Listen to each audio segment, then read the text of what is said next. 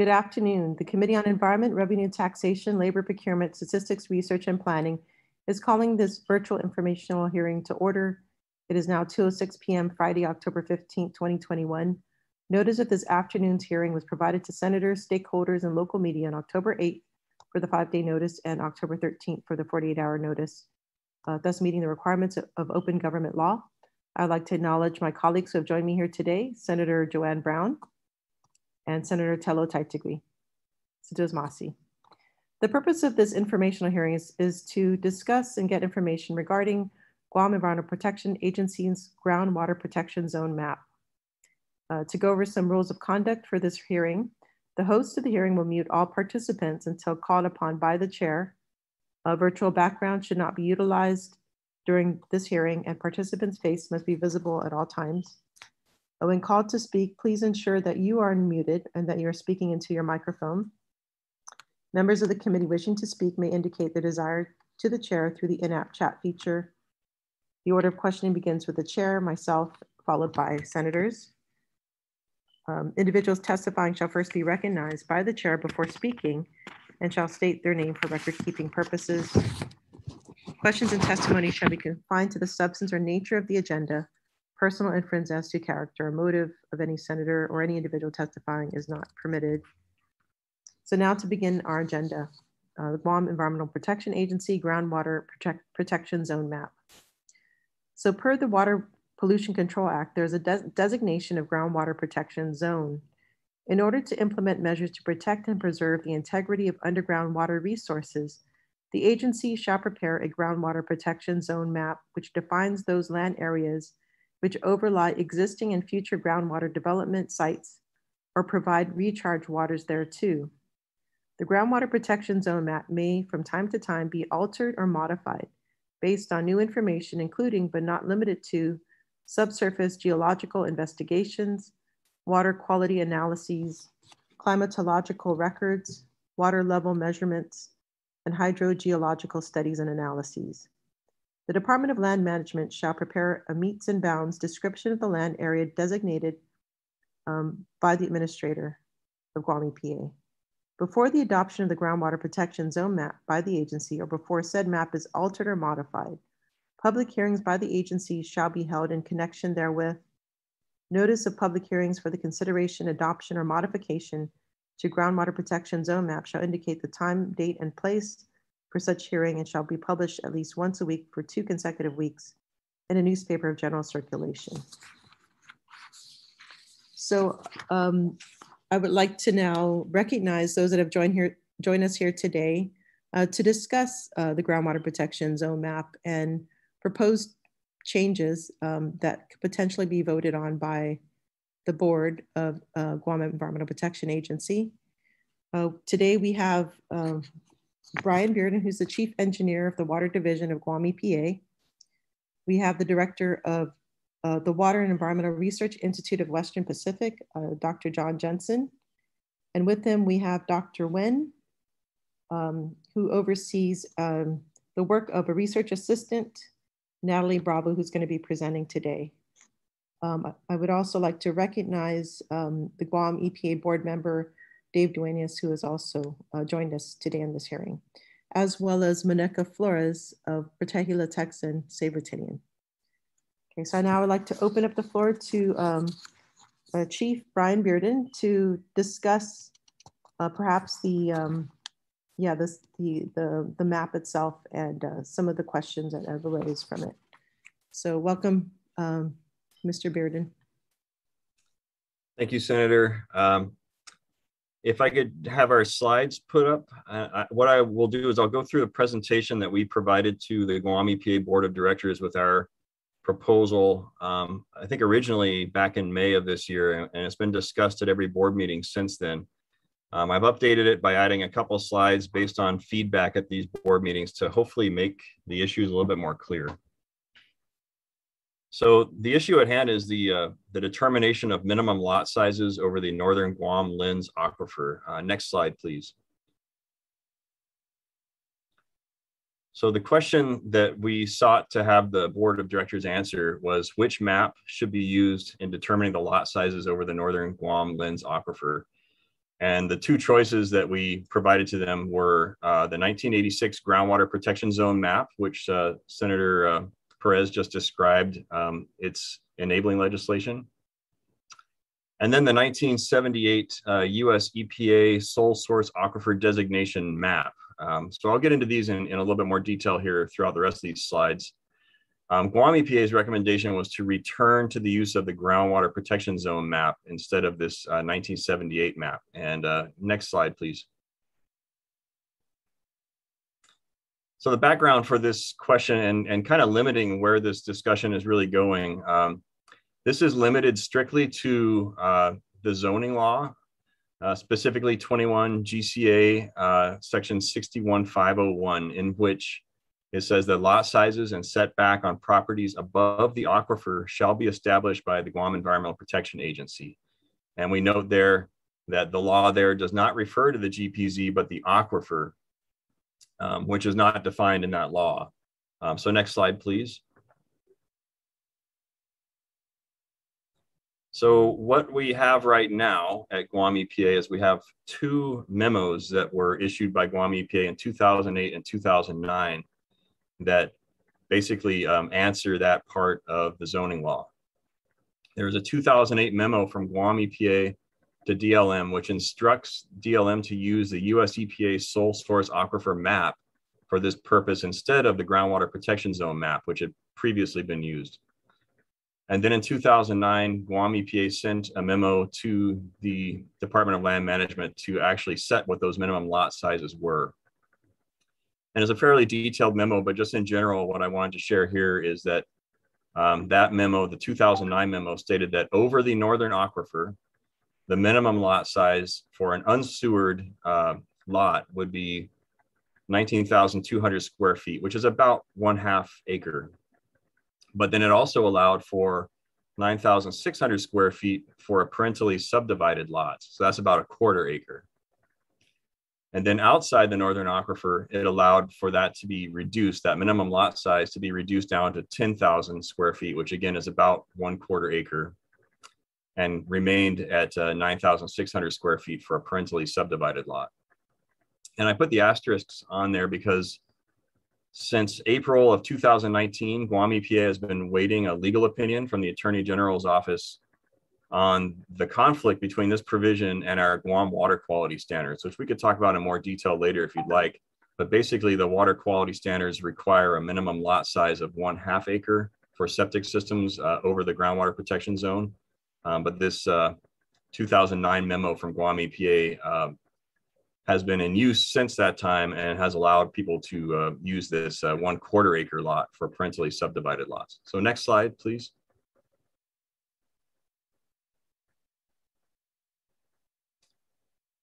So this is an excerpt from that 2008 memo that I mentioned there. And in the highlighted part there, I've highlighted what Guam EPA told Lands Management, and I'll just read it here. This is not an official designation or delineation map.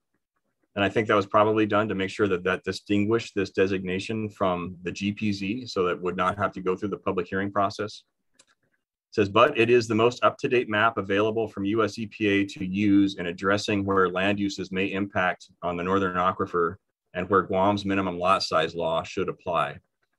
And then it finishes by saying the aquifer extends from shore to shore in northern Guam.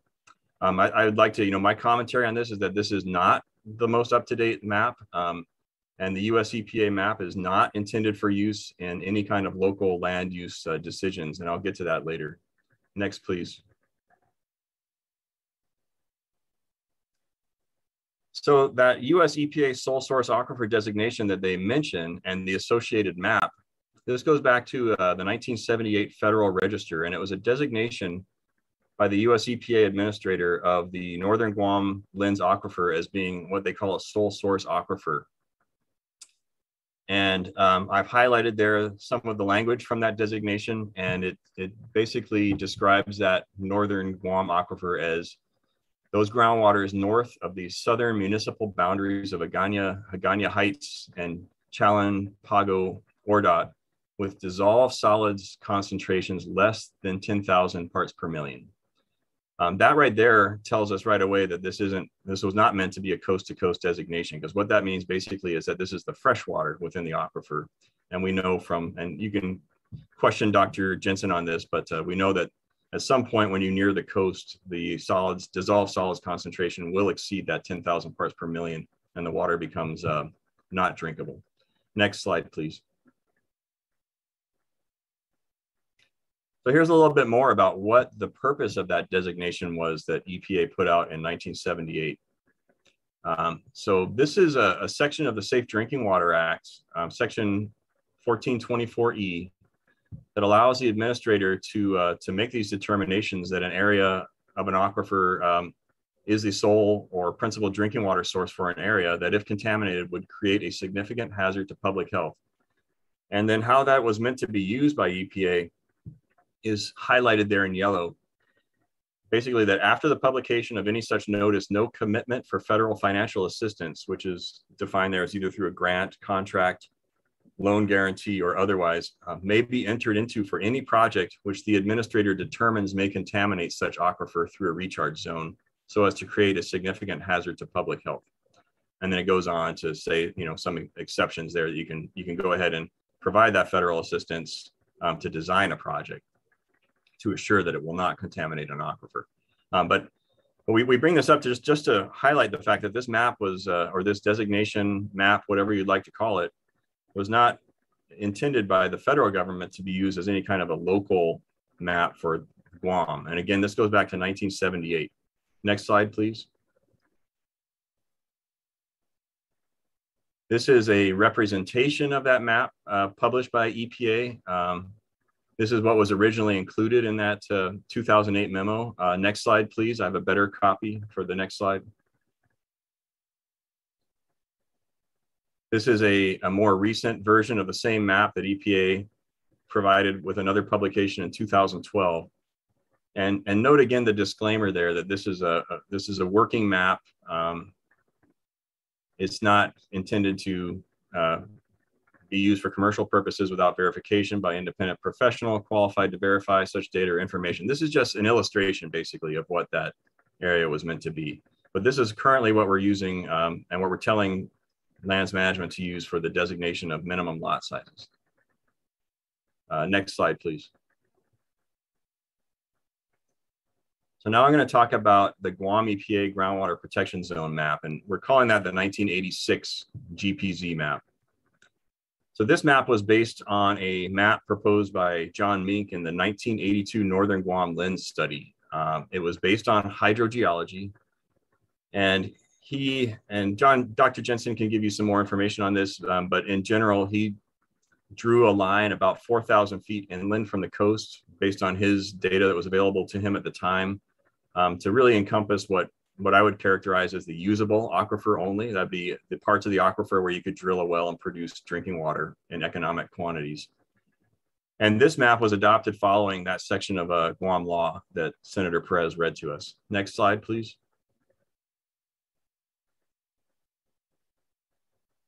I won't go through this because Senator Perez read this to us earlier. Next slide, please.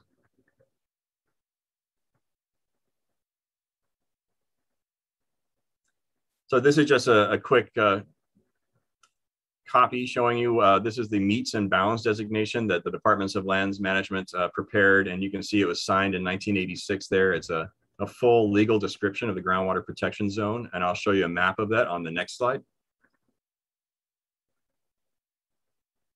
Oh, sorry, this slide is the 1982 proposed groundwater protection zone map that was included with the Northern Guam Lens study. And the difference between this and the map that was adopted is that this has nice curvy lines, and the map that was adopted converted that into straight lines that could be mapped by a surveyor. So could we go to the next slide and you can see the difference. So this is the actual adopted Gpz map, as we call it, from 1986, as obtained from the Department of Lands Management. I think this particular map itself, the printout was signed in 1997, but it is the 1986 map. So next slide. This is a GIS representation, just so you can see where this map what the groundwater protection zone encompasses. And on this slide, the groundwater protection zone is the yellow boundary. And as you can see, it covers most of northern Guam from about 4,000 feet inland, with the notable exception that it did not cover the area around the airport or Tamuning or Maung Maung Toto Mighty. And I think we can talk with Dr. Jensen and his team. They can explain what John Mink's rationale was in not including that area. Next slide, please. So what I've done here is this isn't an official GIS map. This is just me doodling on PowerPoint, but this is an overlay of that groundwater protection zone traced off that map and placed onto the EPA sole source aquifer designation map. So you can see the difference. So the area in red is the Gpz. It is the legally adopted Gpz. And then the area outside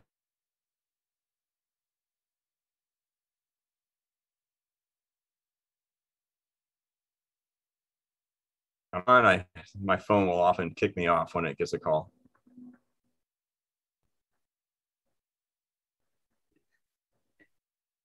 Okay, I am assuming you guys can still hear me. But one of the differences that I wanted to show with the difference between these two maps is that southern boundary. The 1978 EPA sole source aquifer map took that boundary pretty far south of northern Guam, and you can see there in that area labeled stream flow source. And the assumption there was that those streams would flow into the aquifer eventually up north of there in the Chalampago area. The Gpz map, as proposed by John Mink and as adopted by Lands Management, did not include that whole area. And again, I think that Dr. Jensen can explain a little bit more of the hydrogeological reasons behind that difference. But I put this is a new slide I provided because it was requested by our board members to see what the difference would be. Next slide, please.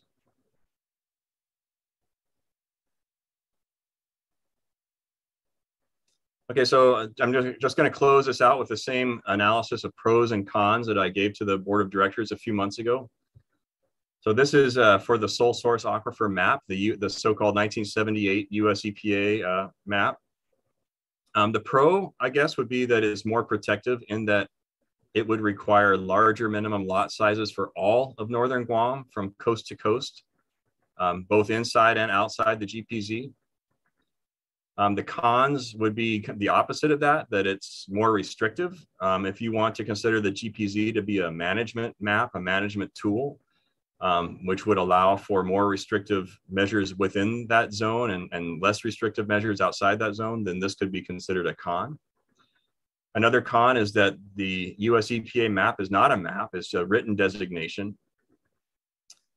The coast-to-coast illustration that we're using as a map right now misrepresents the language of the US EPA designation, especially that 10,000 parts per million and lower language. The US EPA designation was only intended for US EPA review of federally funded actions. It was not proposed or issued for any other purpose, including local Guam use. The US EPA map further is not referenced in any Guam EPA laws or regulations, only in that 2008 memo to the Department of Lands Management. Next slide, sorry.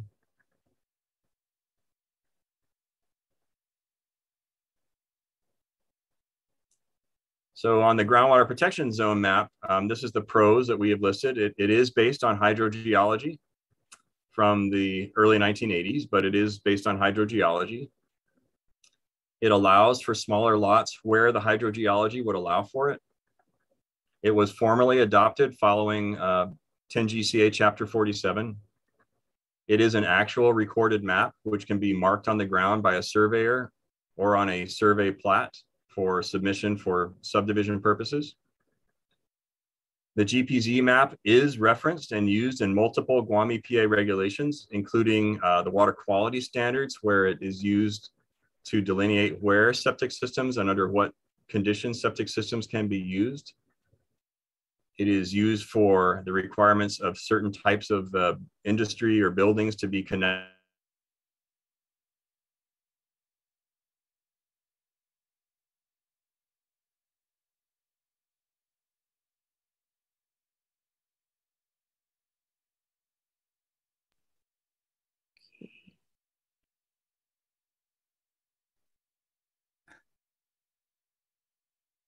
I believe Brian has lost connection.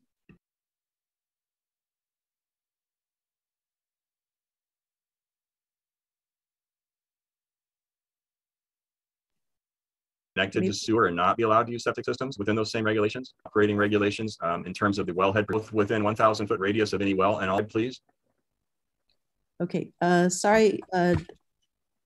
Bearden, if you can go back to the slide, you got cut off.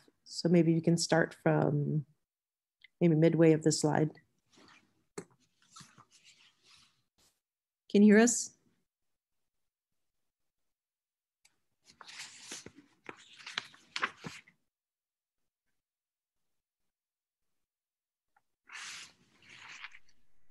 Sounds like he's got a lot of phone calls.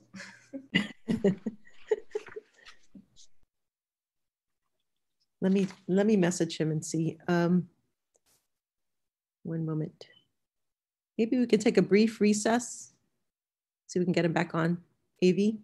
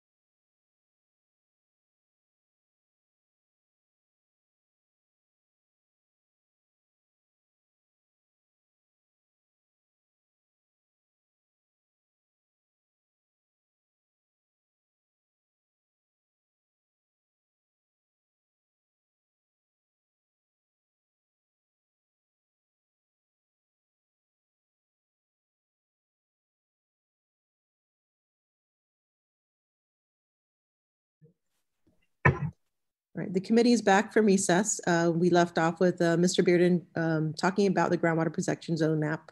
So please proceed. Yes, sorry. So sorry about that, everybody. I lost my internet connection briefly here at the Guam EPA office. All right, so back to the beginning of this slide. So this again is the pros and cons analysis that we provided to the Guam EPA Board of Directors on the groundwater protection zone map on whether to go back to this for the use of determining these minimum lot sizes.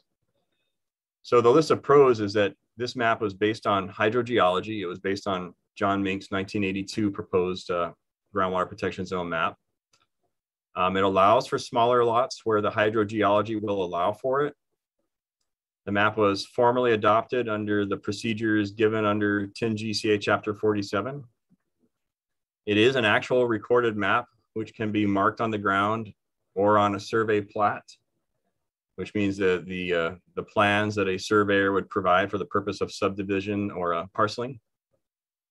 The map is referenced and used in multiple Guam EPA regulations at this current time. The water quality standards, for example, uses it for determining where septic systems may be built and what density they may be built at, which, as I mentioned before, is 1 per half acre within the groundwater protection zone.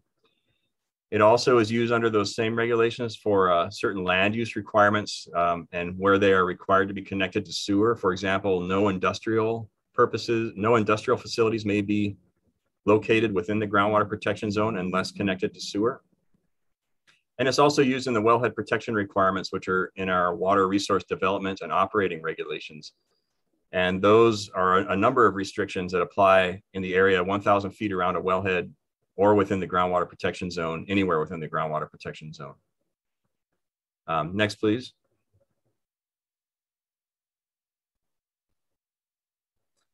The cons of using the groundwater, of going back to the groundwater protection zone map for the purpose of determining minimum lot sizes would be that it's less restrictive. It would allow smaller lots, but only outside the groundwater protection zone. And again, that's hydrogeologically, those are areas where it's been determined that that water would be less usable as a source of drinking water. The map itself is relatively old. It does not incorporate any more recent scientific findings since the early 1980s.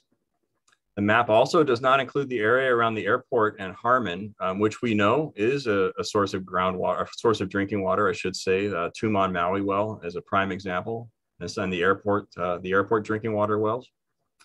However, these areas are currently mostly sewered and mostly developed. So our interpretation is that the future unsewered development within that area is very limited. Next slide, please.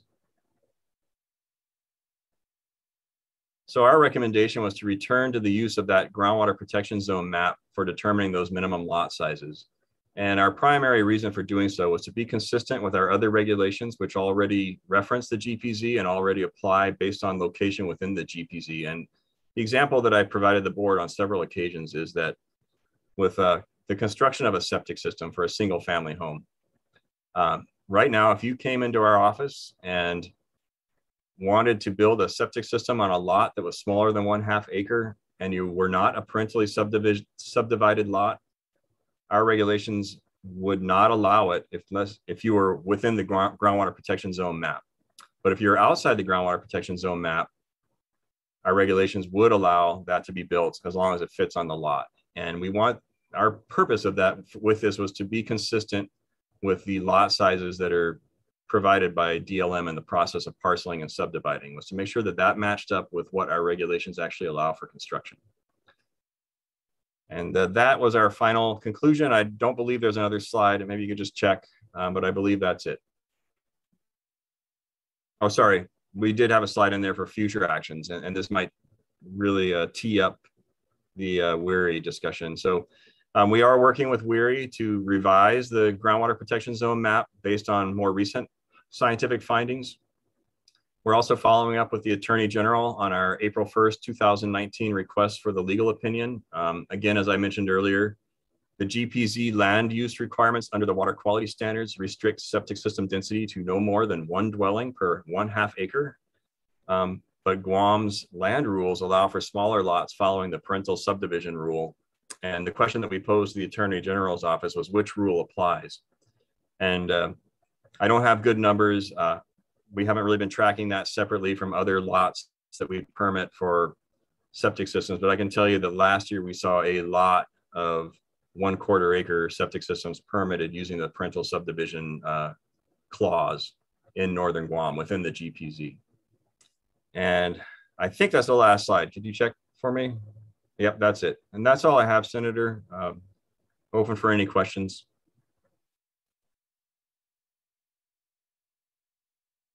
Thank you, Mr. Bearden. Maybe we'll reserve questions for later. I'd like to now maybe continue with the testimony, and we'll definitely open it up to my colleagues for questioning as well.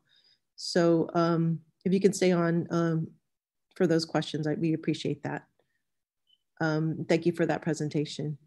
Okay, so now we would like to recognize Dr. Jensen, if you would like to introduce or maybe say a couple words before introducing your assistant for the presentation.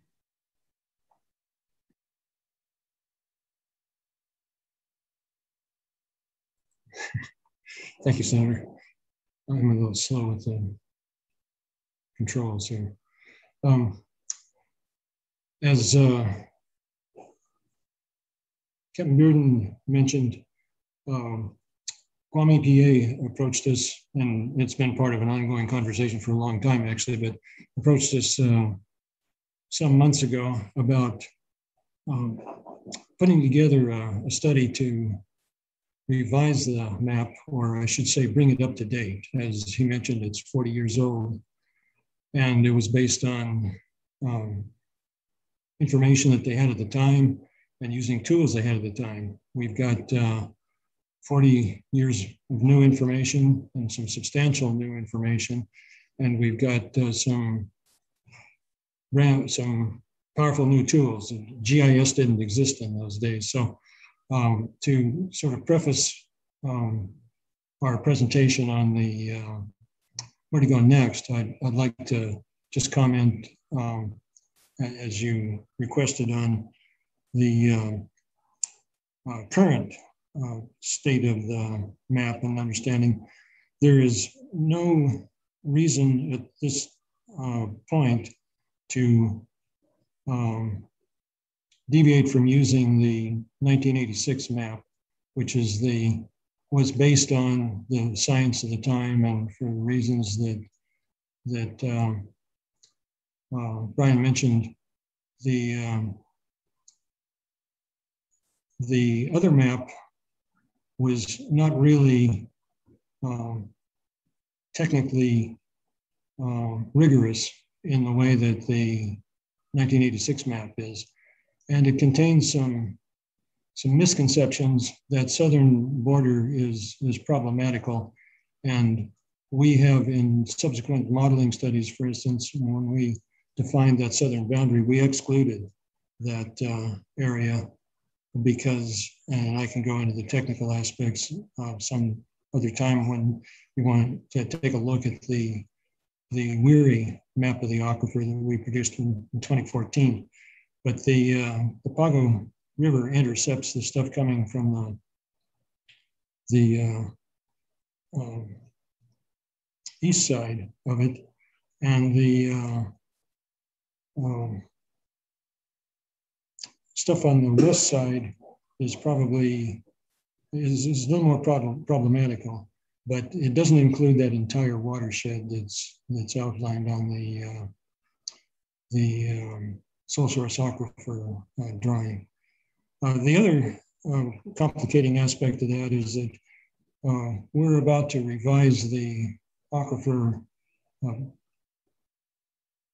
basin boundaries to divide the Higatni Basin into two basins, because it has water flowing to the Pacific Ocean on one side and water flowing to the Philippine Sea on the other side, which means you've really got two separate basins. There's a boundary in between, but up until recently, nobody has known where to put that boundary, so we just left it as a single basin.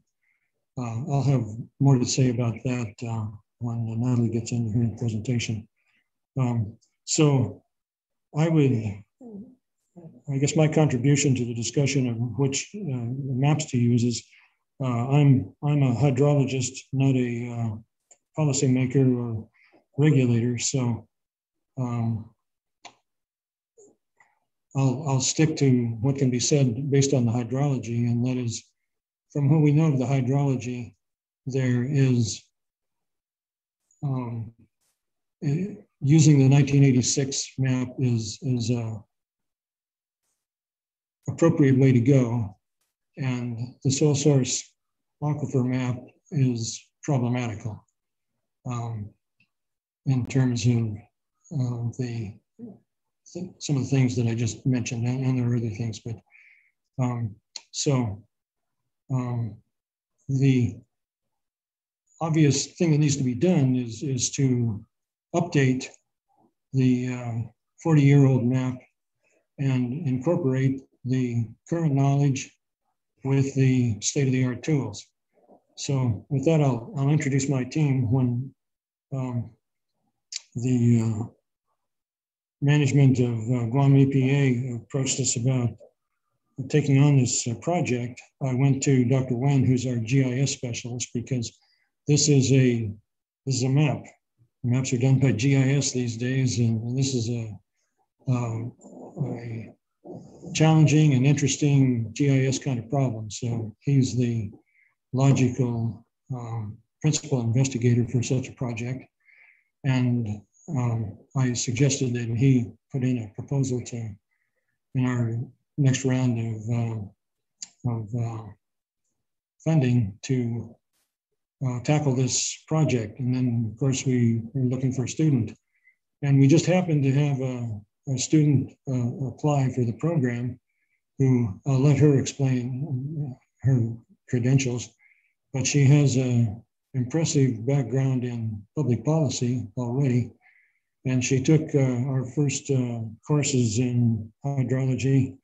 And I got reports back from Dr. Ben and others that we have a really talented new student. And she's aced the hydrology course. And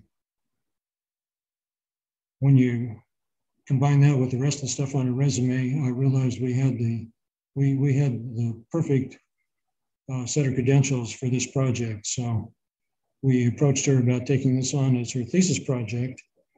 And she's already done some considerable amount of research on her own, studying the history of the map. And I'll let her explain that she built this slide.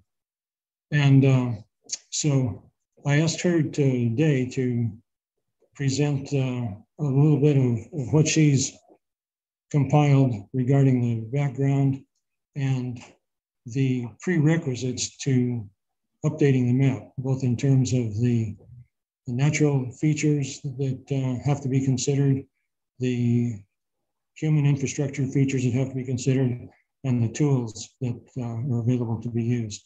So let me turn the presentation over to Natalie Bravo, who is in her second semester. She's got another 2 semesters or another year to complete this project. So if she finishes it on time, and I'm confident she will, we'll have a new aquifer map for you by just about this time next year. So she'll present these slides, and Dr. Wen and I will comment as appropriate, or better yet, help her answer questions once she's done. But let me turn the time over to her, because she's very articulate on this, and I think you'll see that we've got a subject matter expert here that's got a good handle on this subject. So Natalie? Yeah, thank you, Dr. Jensen and Dr. Wen and Senator Flores. So I'm going to talk a little. I only have 2 slides today. I'm going to talk about the background of this map, which we know came out in 1982, which Dr. Jensen referred to as the 1986 map, when the DLM officially delineated those lines, and what Mr. Bearden, Captain Bearden, referred to as the Gpz map. So this is the original 1982 report for Guam EPA that was completed by Barrett, Harrett, and Associates, a team of hydrogeologists, geologists, and scientists. And I want to talk a little bit about how this map was created, and then it'll seem really logical when I explain what we're going to do as part of the update. So back in the 1970s and the 80s, there was quite a good amount of work done in understanding the NGLA. A lot of topographical surveys, geophysical investigations, exploratory wells, and hydrogeological analysis revolving around water quality, really understanding, what were the issues with the water, and what was that coming from. And then the core of the report was really making recommendations around groundwater management. So what do I mean by that? If you look at that bottom map in the right-hand corner, that map looks at all of the, what he came up with after all of these studies, what Barrett came up with and Associates. And it's really a designation of about 47 different segments of the NGLA. And in those 47 different segments, there's the part that's in the Chigo Basin, for example, or the Finnegayan Basin. And then what's the part of the water that, interacts with the saltier water? What's the part of the aquifer that doesn't interact with the saltier water? And so it looks at all these different hydrogeological descriptions of the NGLA and parses it up. And then the report says, okay, based on this analysis, where should we drill first? And what should we drill? Now, another part of this analysis was to say, okay, if we are going to drill in these areas, if we know these are the areas where we're going to be getting our drinking water, how should we protect those from land use, from some of the things we might be doing, on the ground that could affect this water? So why do we have, first of all, this 4,000 foot, what he calls a buffer zone? Oh, sorry, when I say he, I'm referring to John Mink, who was really the leader of this Barrett, Harrett, and Associates team. And that buffer zone was to say, well, it's very unlikely that we're ever going to pull water from this within this 4,000 feet. As Captain Bearden referred to, this is probably saltier water. That's where the lens is thinning. So we're probably never going to get, a good well out of that area. Well, why don't we have the airport included in there? Well, one of the things that was found at the time was that this probably wasn't an area where we were going to be pulling water from. This was the conclusion in the 1980s. Because of that, maybe we don't need to worry so much about protecting it. The report also notes that because water moves so quickly through this area, it's not so bad to, maybe in the future, we do decide that we want to protect this area. So, the map can be adjusted at that point. But at that time, they decided, it really wasn't super critical to protect those areas. So then once this map and this, border was delineated, what do you do inside this map, right? What does it mean to have this boundary? And Captain Bearden referred to this, in terms of industrial use, septic tanks, land use, residential development. I'll just talk specifically about residential development because it is one of the things we'll be looking at in the updated map in particular. But so, extensive studies were done to look at groundwater quality and estimate, what percentage of the nitrates that we're seeing in the groundwater comes from septic tanks. And at the time, he estimated about 40% of the nitrates in the water at the time. So this was, back in the 80s. And then they made some reasonable calculations and scientific calculations, made some reasonable estimates. And they said, well, we think that the best thing to do would be to only allow one septic tank every 3 acres. Now, that's just a very general number. But then he said, well, it's unlikely that every corner of northern Guam will be developed. Probably just 1/3 of it will be developed. So probably, a one septic tank per every acre. And so this map was really created to say, okay, this is the area where we're going to pull water from. And if this is the area we're going to pull water from, what should we be doing in this area? And so as you can see, I hope I'm conveying the amount of technical analysis that went into this. And despite seeing this very simple line, this very humble map and shape, it is rooted in a much deeper understanding of the aquifer, as you can see in that bottom right-hand corner. In that bottom right-hand corner, that really detailed understanding of the basin of the aquifer, the volcanic surface, the different parts of how the water interacts with the saltier water.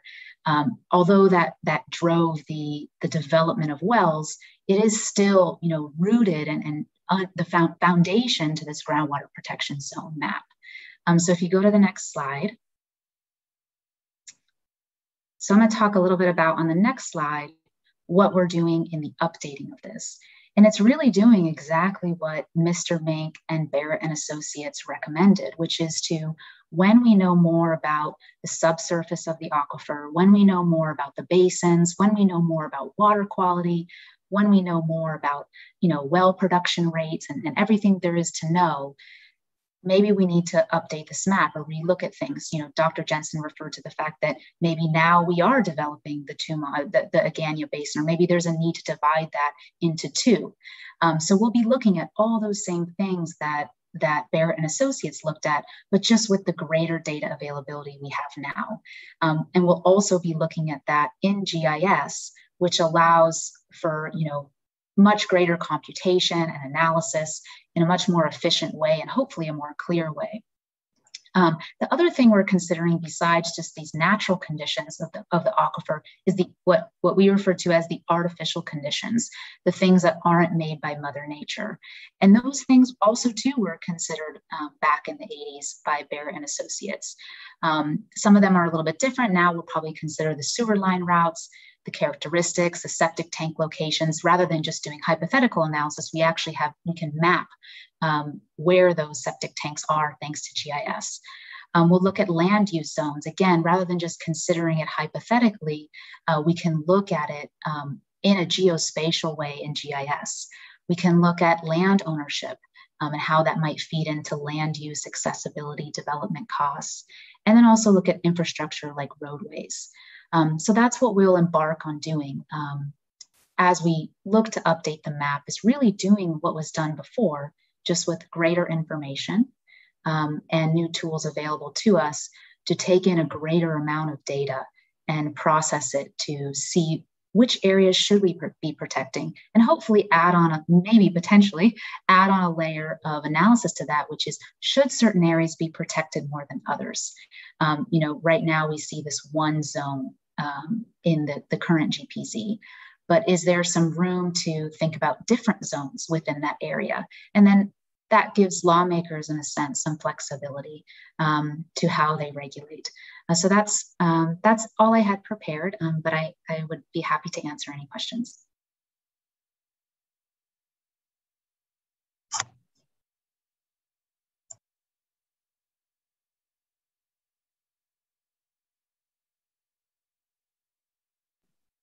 All right, thank you so much, Natalie, for that presentation. So let's start with questioning. I'm sorry, Senator Tello. Yeah, can we please get that PowerPoint presentation that Natalie just provided us? I looked on the drive, I didn't see it there. Can we get that on the chat? Maybe put it in the chat so we can download it. Thank you. Thank you, Senator. Yeah, we'll get that to you shortly.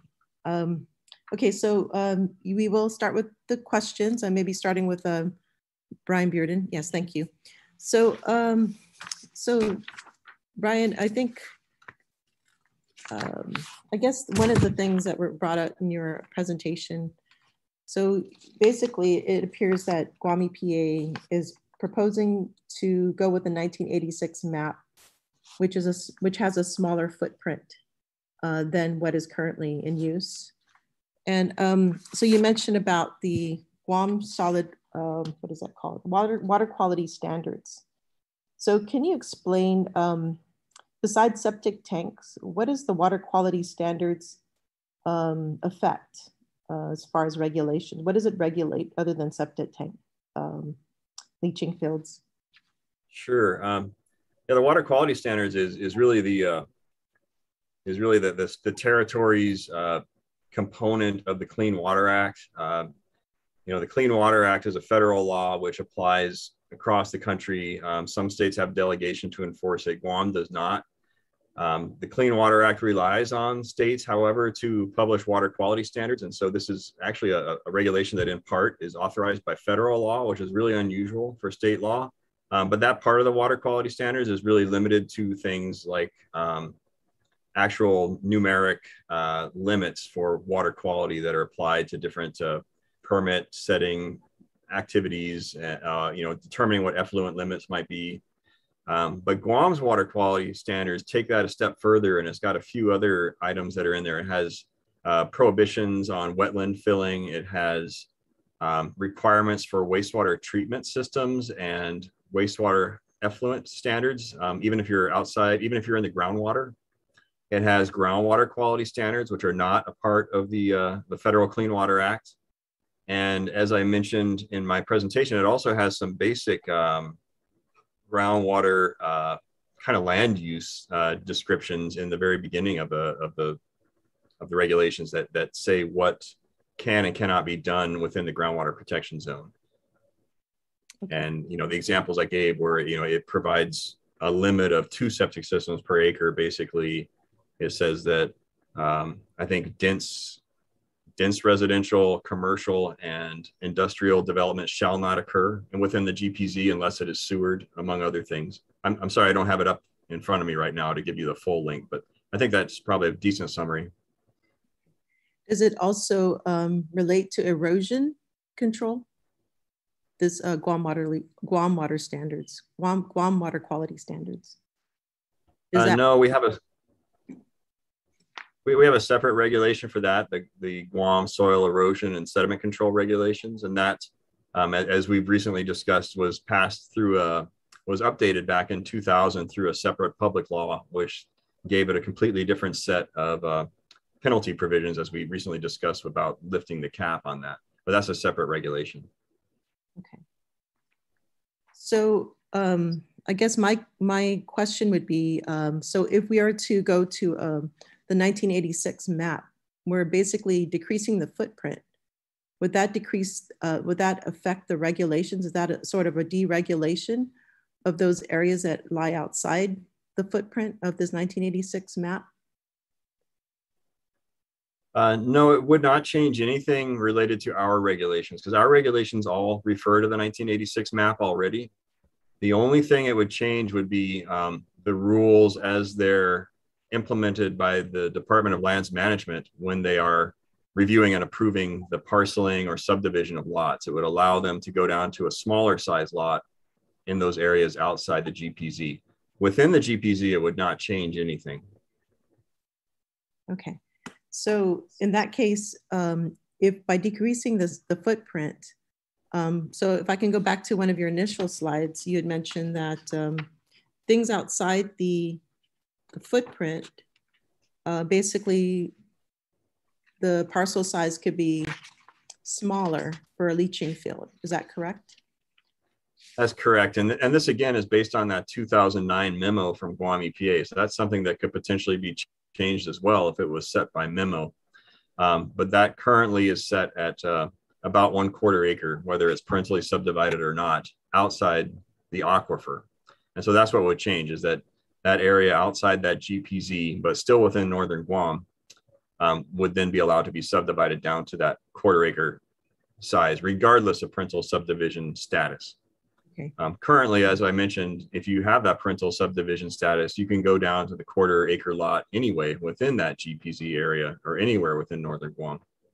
So in effect, when you're decreasing the footprint of the GPZ map, you're increasing the area where you can go down to this 1/4 acre lot for septic tanks. Is that correct? That's correct. Okay, so we know that there's a problem with the nitrate levels in our aquifer. So potentially, I mean, if this map is not properly done, it could have a negative effect on, I guess basically it could potentially increase the amount of nitrate levels in our aquifer. Is that correct? Well, I think that's something that maybe Weary should weigh in on. I don't think that would be the case, because the groundwater flow direction is from the inland part of the Guam, inland part of the aquifer toward the coast. So if you're developing outside that 4,000 foot GPZ limit, your impacts are going to be drawn toward the coast and not back in toward the usable part of the aquifer where our wells are located. But I would suggest you ask that question to Dr. Jensen. Okay, yes, thank you, Dr. Jensen. So yes, as you know, there is an issue of nitrate levels increasing within our aquifer. And should this map not be truly reflective of the groundwater zone that we obtain our water from, by diminishing the footprint, could potentially have a negative effect on the nitrate levels in our aquifer? Well, the map is a tool for policy, and the map itself should not be used to, or you wouldn't put on the map a specific designation of what or at least as I envision it now, the map wouldn't, well, you'd probably start with a series of maps, but what you want is a map that allows you to evaluate the kinds of protection that should be applied to various parts of the aquifer, basin by basin. The map is a tool for policy, and what the objective really is to provide the policymakers, the regulators, with a tool by which they can make appropriate decisions about such things as lot size and septic tank density in a given area. And the map would, along with other maps, such as groundwater flow maps and other tools such as groundwater models, would provide a basis for making specific decisions. But the map would not directly dictate, or should not directly be dictating things like lot size and whatnot. Now you could produce a map from all of those analyses and say that here's a map of the appropriate lot sizes and the appropriate septic tank density, but that would be a step beyond the Aquifer Protection Map. The Aquifer Protection Map should just specify the vulnerabilities and the appropriate kinds of practices that would apply to particular areas. I hope that's reasonably clear. Okay, thank you for that response. So if I could have my staff go to the slide where the groundwater protection zone, the 1986 map on the Guam EPA presentation. I think it's towards the end, or at least midway, past midway. I just want to show it for the public to see. Just give a quick moment.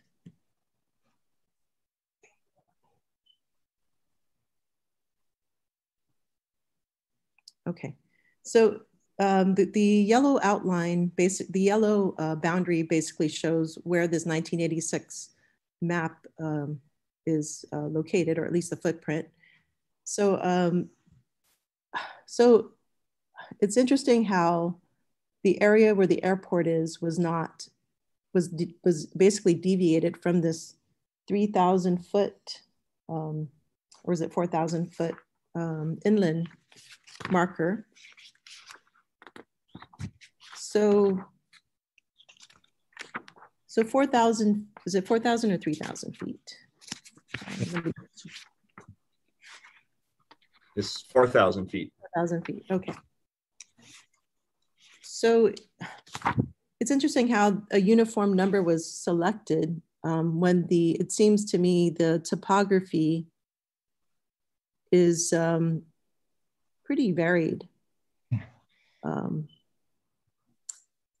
Yeah, I mean, just looking at it from the perspective, if you look at the northern Guam, you know, the aquifer is not exactly 4,000, or at least the plateau, right, is not exactly 4,000 feet. So it was perhaps, were there any calculations, and you know, what were the exact measurements, or was this just an assumption that was made by John Mink himself? Yeah, Senator, I can respond to that, and I can only speculate because I never had a detailed conversation with John Mink about this particular aspect of his report, but from knowing John Mink and being a fellow hydrogeologist, I can say with, I think, pretty good confidence that what he was up against in those days was he'd been asked, okay, Mr. Mink, will you please designate which part of the aquifer we should protect and which part doesn't need or is beyond protection? And what should we use for an aquifer protection zone? And at that point, he leaned back in his chair and thought, wow, the best I can do is draw a pencil line inside the coastal zone that's far enough back from the coastal zone that it leaves sort of a throwaway area where the water is too salty, too difficult to develop, and where no protection is applicable, and we'll just protect everything inside of that. And that'll have to do for now until we get more data and better tools. And I think he appreciated at the time the limitation of the data and the tools, and probably whoever he handed this to said, well, here's my best shot. Here's the best I can do. And I think, you know, 4,000 foot was a rule of thumb. And there were places where it's closer than 4,000 and around the airport. I'm sure, I'm confident that he said, this area is already urbanized. It it has so much activity that puts so much of the groundwater at risk that we should just go elsewhere to develop the aquifer. And so I would advise not putting any more production wells in this area anyway. So this we can exclude from protection because it's too late. It's too urbanized to protect anyway. And I think, you know, he would have had in mind that maybe 10 years hence, by 1992, we would have been ready to update it. But for whatever reason, we never got to that step. And here we are 40 years later with the best that he could do in 1982. And that's my take on it anyway. Okay, so looking at this map, you see the blue dots. What do those blue dots represent? I think those are production wells. Okay, so they're production wells. And so there are quite a few that are outside this yellow, proposed Gpz zone. So that, to me, really kind of is an issue with this map, for one, because that falls outside the Guam groundwater protection zone, and these wells are used for usage for drinking water. So that's an issue. And I believe, yes, so my understanding, there is NES-1 well, which is within I believe in the airport footprint, or maybe slightly outside of it, that is tested positive for PFAS and has been treated for PFAS. Also, perhaps there might be other wells, I think in the Hagåtña Basin, that are still positive for PFAS. They exceed the health advisory limit set by Guam, by US EPA. So knowing that information, this map is also an old map. It's a 1986 map. And considering that we are obtaining drinking water, why is this map being promoted when we have drinking water obtained outside of this footprint? Mr. Bearden? Yeah, well, I wouldn't say we're promoting this map. We're already using this map. Every single regulation that Guam EPA has uses this map currently. We're just trying to make the land parceling rules match up with what we have now. I mean, there's no doubt that this, I wouldn't have drawn the lines the way you're seeing them right now. And that's why we're working with WERI to try to update them right now.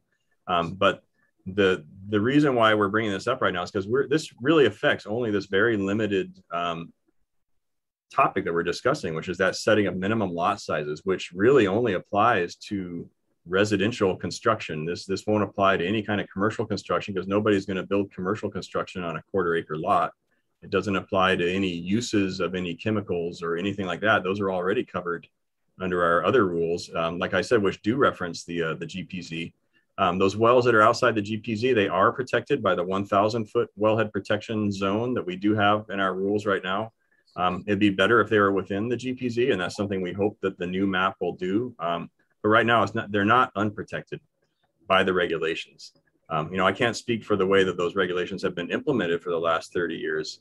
I know that especially, the Tumon Maui well, for example, which is one of those blue dots outside the map there was quite a bit of construction built basically right on top of it. And, I have no explanation for how that occurred. That all happened long before I think anyone in my program was here at that time. But I hope that answers your question. We're not promoting a reduction in protections. We're just promoting consistency in the lot sizes as they're determined when people want to subdivide, compared to what we currently permit right now based on our regulations. Okay, but you mentioned earlier in your power presentation that Guam EPA has been using the sole source aquifer map due to a memo. So, I guess what is the harm in continuing to use this map? Is there a harm to do that? Well, this is why we brought it to our board of directors, so for them to decide it. Our position is that we want our regulations to be consistent. The only reason that we even found out about this was because we had assumed that our groundwater protection zone map applied to everything, and we had met with several people who wanted to subdivide their properties. When they went to lands management informed them of this memo. There's nobody in our staff here currently that had any knowledge of this memo. So our belief is that the regulations, which are publicly available and easily accessible, should tell the whole story and not be caveated, I guess, by a whole bunch of memos that are not in the public record. This is in the public record now, so we do have that going for us. But this is a decision that is up to the board to make at this point, or for legislation. Okay. So is EPA considering adopting this map prior to WERI's further assessment of the hydrogeology? What do you mean by adopting? Do you mean for this purpose of determining minimum lot sizes? Yes, so you mentioned that it was brought before the board of the 1986 groundwater protection zone map. Was it up for a vote? Has it been up for a vote? I don't believe it's come up for a vote yet. I think it's been postponed every time it has. Okay, so but maybe one of the board members can clarify on that. Yeah, we don't currently have a board member here. So it's the intention for the board to pass this map, to have the board vote on this map? Well, it was our recommendation that they adopt this. It's, you know, the board's decisions on how to conduct their business. We don't step into that. So that would be their decision to vote or to postpone or not act on it. Right, because the public needs to be notified whether the EPA board is going to adopt a new map. Has the public been duly notified that EPA is going to vote on a map changing the footprint of the groundwater protection zone? I can't speak for what was in our notifications, but we do issue notifications with the agenda, from what I understand, but I'm not personally involved in that, so I can't give you that firsthand knowledge. Okay, but it's the intention for the board, for Guam EPA to propose, basically to vote, to present the map for a vote for the next public Guam EPA board meeting. Is that what the intention is? Well, we presented this, I believe, in the May. I think it was the May meeting, and it's just been continued as old business ever since then. So there's no current intention from Guam EPA. This is now the business of the board of directors. Okay, so that's really unclear. It's not clear to the public. Usually the public would like to be notified whether a map change in the zone is going to be change in zones are happening. And the answers that I'm getting from you are not very direct. So, we want to let the public know whether if they can come to if it's up for a vote, that there should be opportunity for the public to comment. Well, again, the reason I'm not giving you a direct answer is because I don't know. I'm not the person that schedules board meetings, but if you give me a moment, I can contact our board executive secretary and ask her if it's in the agenda for this upcoming board meeting. Yeah, and in fact, the public needs to be notified for 2 consecutive weeks, I believe. So whatever the statute says, there has to be the public has to be duly notified that there's going to be a change in the map. And well, this is, let me just step in for a moment. The statute, if you're talking about the statute that established the groundwater protection zone, that's not the map that we're changing. We're still using the existing groundwater protection zone that was adopted back in 1986. This is just for this other purpose under this zoning law, which from what we can see does not have any of those provisions. So our public notification has been through the board meeting, the public notice of the upcoming board meetings and the advertisement of the agenda. So we're not proposing to modify the 1986 map. That's still the same map that was adopted back then. Right, but Guam EPA is operating on the 1978 map. That's the issue, is that Guam EPA is operating on the 1978 map, and now there is a proposal to use the 1986 map, which in effect decreases the groundwater protection zone area. Well, again, with all due respect, Senator, that's not what we're doing. We've been using the groundwater protection zone map, the 1986 map, ever since 1986. We are not using anything else as a groundwater protection zone map as it is written under Chapter 47. What we've been using the 1978 map for is for the zoning law purposes for determining lot sizes over the aquifer. That is the only purpose that 1978 map has been used for. It has not been used as the groundwater protection zone map as is described in any of our regulations under Chapter 47. Okay, so what effect does that have on the sole source aquifer? It has no effect. The sole source aquifer is a federal construct, and it applies to US EPA and their ability to step in and influence federal expenditures. Okay, so is there any overlap that occurs with these maps? So the sole source aquifer and this 1986 groundwater protection zone map? Not within Guam EPA's statutes or regulations. Okay, so maybe a question for Natalie. In looking, in your studies as far as assessing the groundwater protection zone map, you stated earlier that there was this, so not all of it is hydrogeological. Is that correct? How the map was drawn? Can you be more specific in your question? Yes, so the 1986 groundwater protection zone map, the way it's drawn is not solely based on hydrogeology. Is that correct? I'm not sure if I would say that.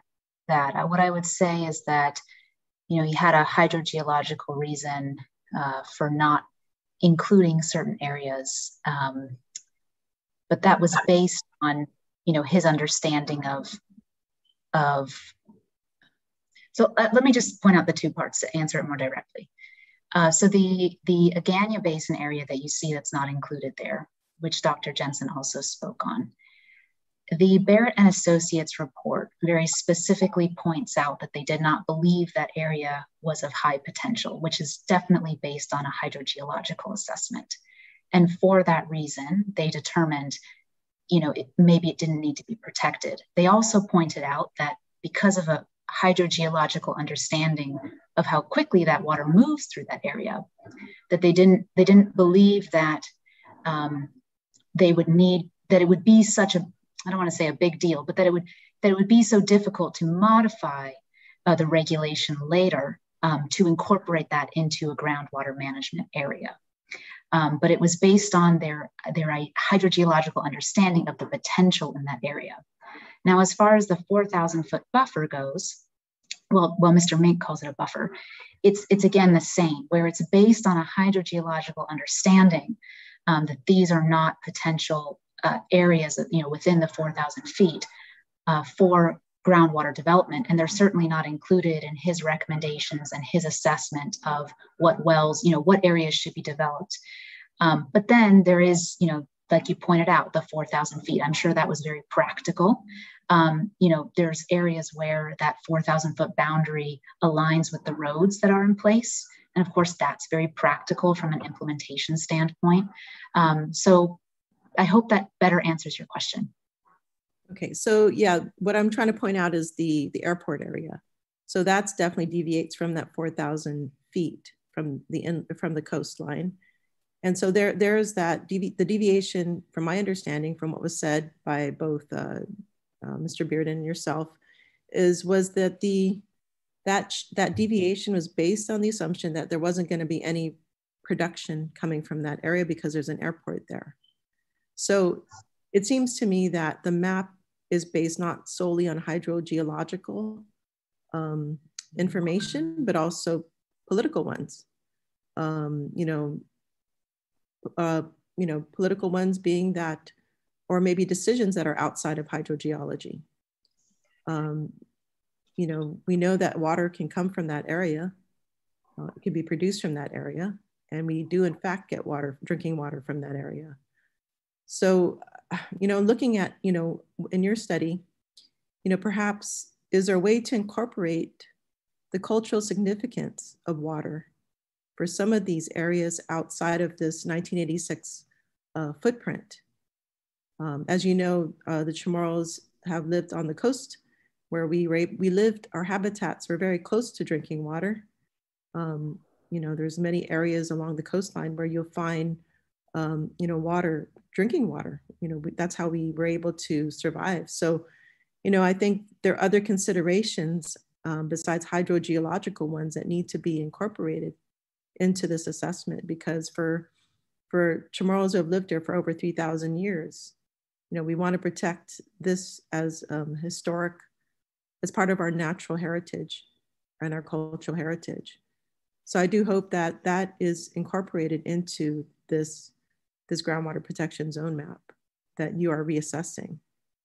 Yeah, absolutely. I really appreciate those comments and fully respect all of those sentiments. And I can say at least my hope, and I'm sure I'm expressing the hopes of Weary, is that, our goal is to just give the science, the best science as we understand it, and be there to answer questions so that ultimately the policymakers can determine what is of value, right? Based on our assessment of the hydrogeology. So absolutely, totally appreciate what you're saying, and may even, factor into how I, what overlays. I mean, I don't want to get into the specifics of the GIS work, right? But there's different things that we can overlay, different ideas that we can bring into the analysis. And so, yes, very much appreciated and taken in. Okay, so yes, Dr. Jensen, you're raising your hand, I think. Yeah, I'll just add to that by making the observation that I made when we first discussed this project at Weary. This is a project is a multidisciplinary analysis, which requires incorporating not only hydrogeology, but as you said, cultural aspects, geographical considerations, economic considerations, political considerations, because in making an aquifer protection map, one of the things it's going to identify is the different reasons for the different degrees of protection of different areas, which will provide policymakers with the information they need to establish appropriate policies and regulations for each of those areas based on the multiple considerations. And that's very much part of the project, was to identify all of the relevant considerations, and cultural considerations are certainly part of that list. And I think Natalie articulated it very well, but this is part of her mission, is to do the research on that and come up with a comprehensive list of all of the criteria that need to be respected. Okay, thank you. So Brian Bearden had to go. I believe there was a board member that was supposed to come and take his place, so I had some follow-up questions for him, but he's not here. So I do want to allow my colleague, Senator Joanne Brown, if you have any questions for the panel.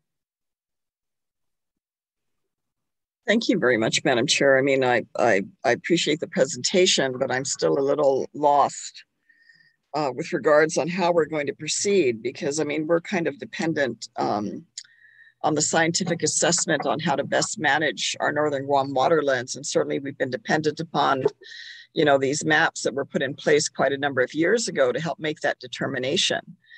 In that time, of course, we've seen significant growth in Northern Guam in terms of population and activity. And certainly while this has been given to us to make policy calls, I'm a little concerned on how we proceed with that, because if we're going to let political considerations be the determining factor on what the boundaries are going to be to protect our Northern Guam waterlands, I think we're going to be in a lot of trouble. We've seen how parental subdivisions have been allowed to decrease substantially the amount of land to be set aside to provide those type of protections, and that's a political consideration. I think what we perhaps, maybe if I could ask Dr. Jensen, is how can we best proceed to ensure that as we set aside these criteria in terms of what type of development and how much development can occur on how much property in Northern Guam, we're going to want to know what's the safest way to do it to safely manage our water resources while we continue to have significant growth and development. And then on top of that, we certainly have an incredible need to address regulatory enforcement in Northern Guam, which, you know, there's many areas that I'm sure Guam EPA has not even had a chance to get into, to even verify that, you know, there's safe practices out there with regards to our waterlands. I mean, the only way we're going to find if there is contaminants is once it's been contaminated, rather than how can we address proactive policy. Especially when you're telling a landowner, you're giving them restrictions on how and how much they can build on their lot, dependent on these locations of where we identify these critical areas within our subbasin, you know, so that we can protect our drinking water. So I think, Madam Chair, there's really a need for me for clarity on what exactly it is that we are asking for and what exactly it is we need, because just hearing the comments earlier, you know, this is before the Guam EPA board. I don't know what that means. What are they looking to reevaluate? Is there new science that is determining these areas should be increased, decreased in certain areas? I mean, what exactly does that mean? Because again, we've been reliant on their expertise to advise us on what's best moving forward, especially with the continued growth and development. So I just want to get some clarity to this, because I'm really not all that clear even after all this information has been presented. Thank you, Senator Brown. Unfortunately, Guam EPA is not here to respond, but if I can give you my interpretation, the map that they are proposing is going to decrease the footprint of the groundwater protection zone, which in effect would allow, would increase the area where leaching, the size lots would be allowed. I guess the size lots would be decreased. So basically it would allow for more nitrate contamination is what it is. Well, and that's what the concern is, because we're talking that, you know, we have about a 40% rate of contamination of nitrates. You know, the hope was always that if we were going to allow decrease in the size of the properties, we were going to have these areas sewered.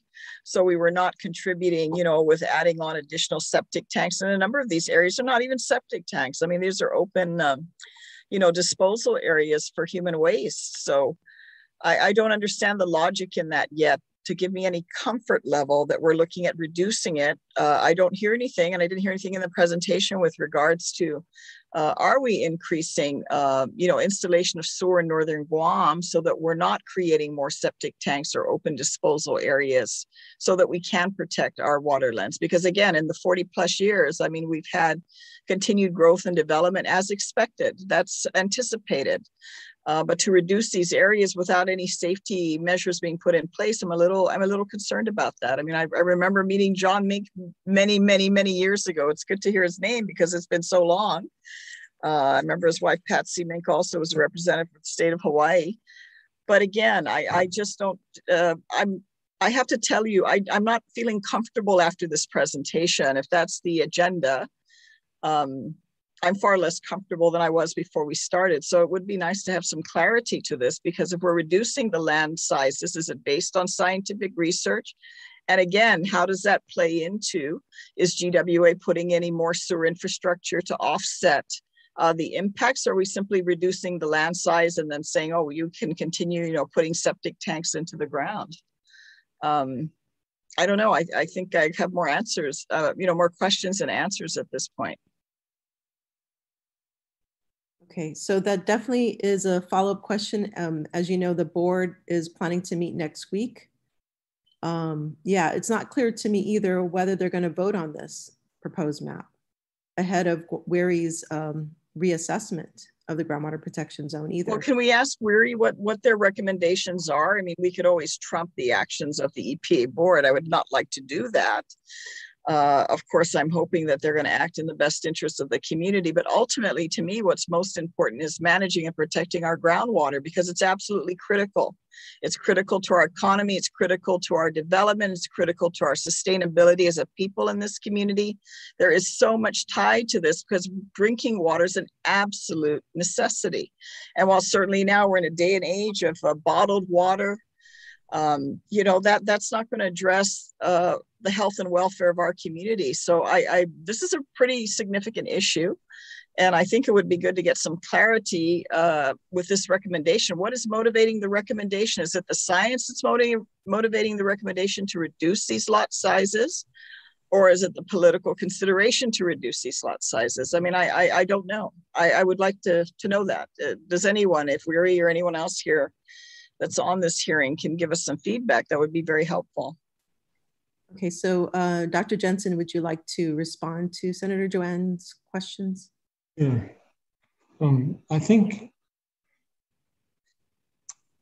we're caught here in sort of a dilemma in which an old map has become the basis for prescription because we've got regulations and laws that say, well, if you're on this side of this line, this particular policy applies. If you're on the other side of the line, this particular policy applies. And now we're facing redrawing those lines. And so there's already interest at stake on where those lines get drawn. Now, to use to develop a map that is useful as a tool for policy, the map should be descriptive rather than prescriptive, and should provide a basis for the policy to provide the prescription. So I think the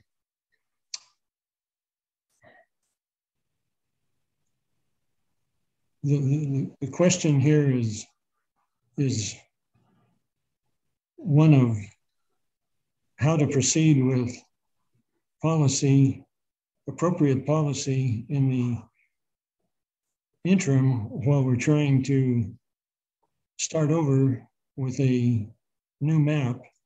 And when we start over with that new map, I think it's important that we have universal understanding that that new map is not going to incorporate the policy, but provide the information that's necessary for the policy. So I would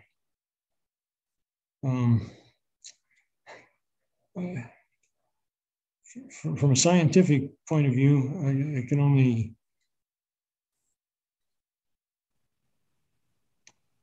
point out, where, such things as where the contamination is concentrated and what direction the contaminants might go, and those sorts of things. But the question of where to apply a given policy is up to the policymakers. And, in one sense, it shouldn't be constrained by,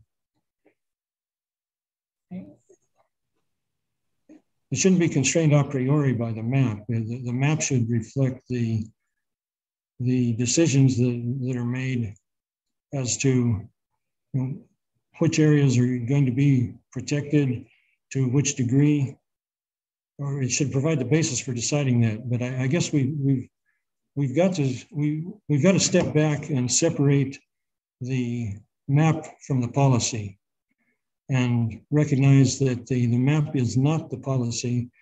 The map is a tool from which policy can be made. And I think that's our dilemma. I hope that helps. I'm thinking through this for the first time myself, and I can't say that I've got the answers to what's a very complex problem for all of us. The scientific considerations are one consideration, but we're now in the arena of public policy in which the role of the scientist, as I see it, is to provide information that is clear, valid and as complete as possible for the regulators and the policymakers to make the decisions. I hope that helps. I'm not trying to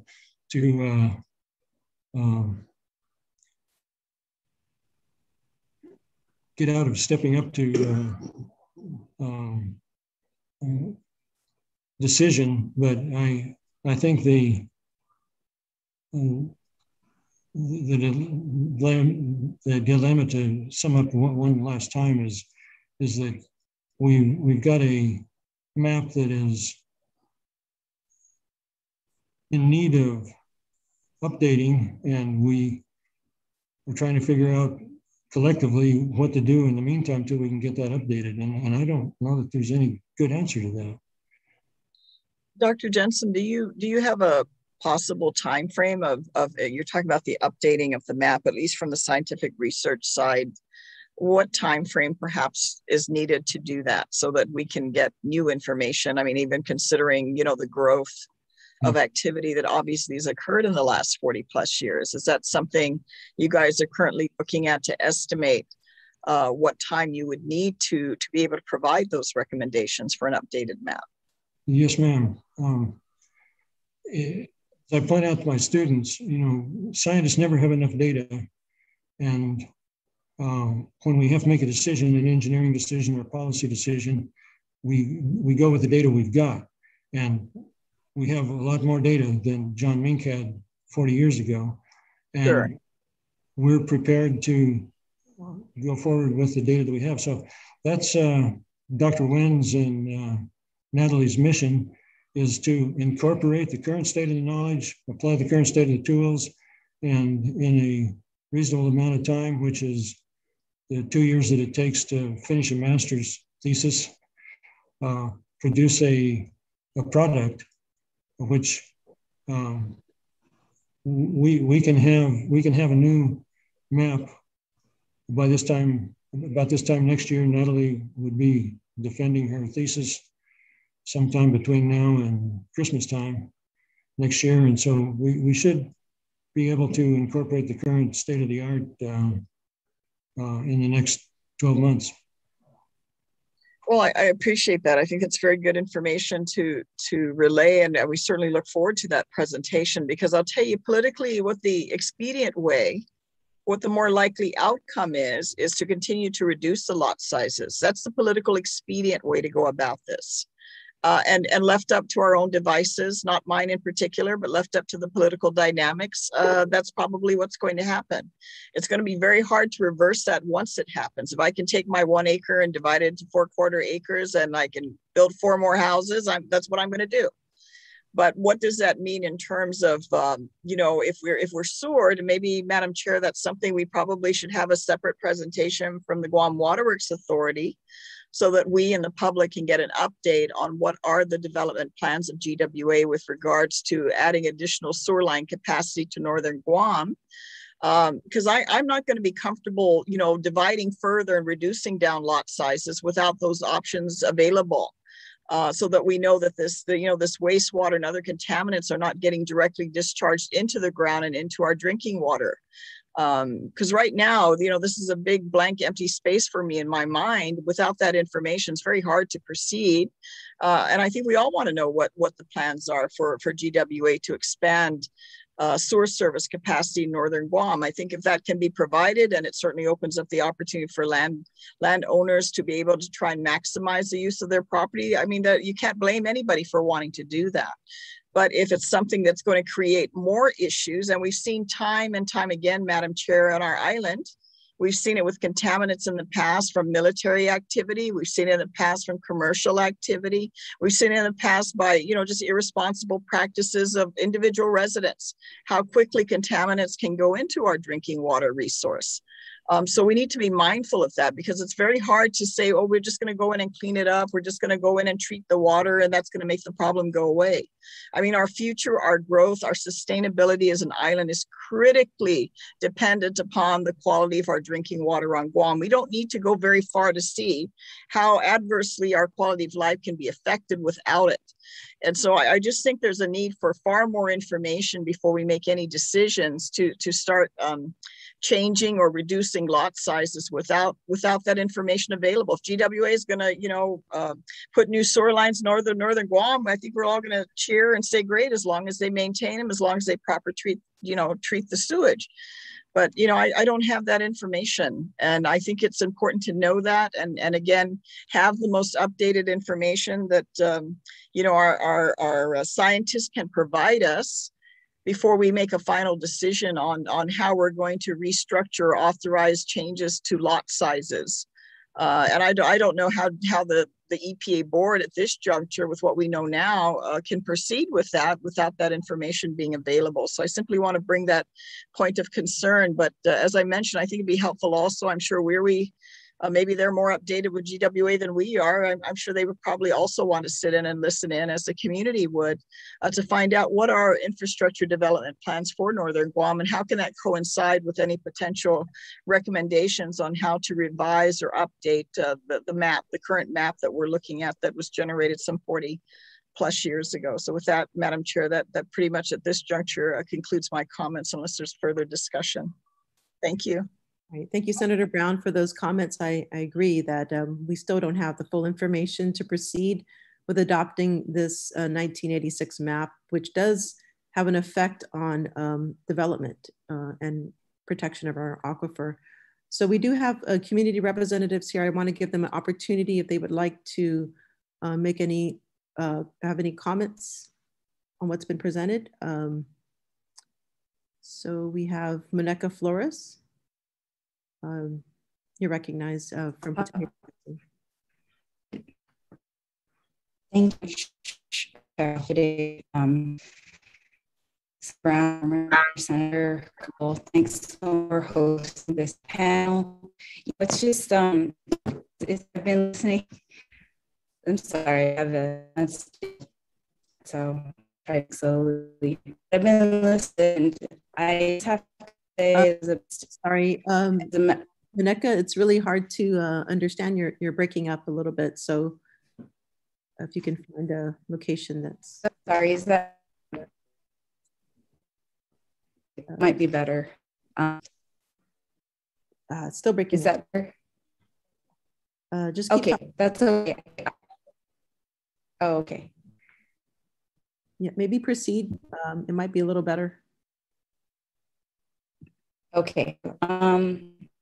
Well, as a member of the committee who's been listening to this presentation and the presentation, just the idea of saying print of the ground protection zone doesn't make sense. Sorry, Monica, maybe it is still breaking up. Maybe if you can probably check back in, reset. I do want to also recognize, maybe you can come back in. Okay, so I do want to recognize one of the board, Monica, if you could just maybe time out and then come back in. Okay, so you're going to submit written testimony. Okay, my apologies, the connection wasn't very good. But maybe if you come back on, it might be better connection. We do have a board member, Stephen Hollister, who has joined us. Steve, did you want to make any comments? Hello, I think I'm running into the same problems as Monica, but if you can hear me, then I'm going to try to address some of the questions you guys had earlier. I was watching on the YouTube feed, and I think our delay in doing anything with this is because we understand the importance of our decision, and we keep requesting more and more information, and also some of the things that Senator Brown mentioned about once we do this, it's going to be very hard to go back, and the consequences of us agreeing to downsize the lots could be huge. So I think that's why we're proceeding with the caution we're proceeding with. And one of the other things, I didn't hear anybody bring it up yet, but also with the development, if we put 4 houses in an acre up that way, it's also the runoff that you're going to have into the ocean and into the reef too. Not just talking about the cultural damage, but then also other damages out, offshore and stuff like that. We also found a land use proposal and that the Guam did in 2009. And it's very interesting to see what was proposed then and what people expected that part of the northern Guam to be developed as. So I think it would be beneficial to take a look at that. And then again, the board is waiting on more information. We realize the importance of this decision, and that's why it's taking so long to come up with anything. And yeah, that's where we are right now. Thank you, Steve. So being that Weary study might not be completed until Christmas of next year, will the board make a decision before that time? Is there? Well, the feeling is, and I can only speak for myself and the feeling I get from everybody else, they realize the importance, but then if new information is going to come out, why do we want to vote on it before that new information comes out? Okay, great. Thank you, Steve. All right, so being that there are no other questions coming from our those that have attended here today, we will now adjourn this meeting. But also before we do that, I would like to let the public know that there is a EPA board meeting coming up next week. So please, keep an eye open for that publication, for the publication of that notice. So I want to thank all of those that have come here today to provide information. Brian Bearden from Guam EPA, also Steve Hollister from the board. Weary, I want to thank Dr. Jensen and his team, Dr. Nguyen and Natalie Bravo for being here and presenting. And thank you to my colleagues and the public, former Senator Hope Cristobal, as well as Ms. Maneca Flores. Gpz Map, and have a great day. It's 3:47 p.m. The committee is now adjourned. Gpz Map, have a great weekend.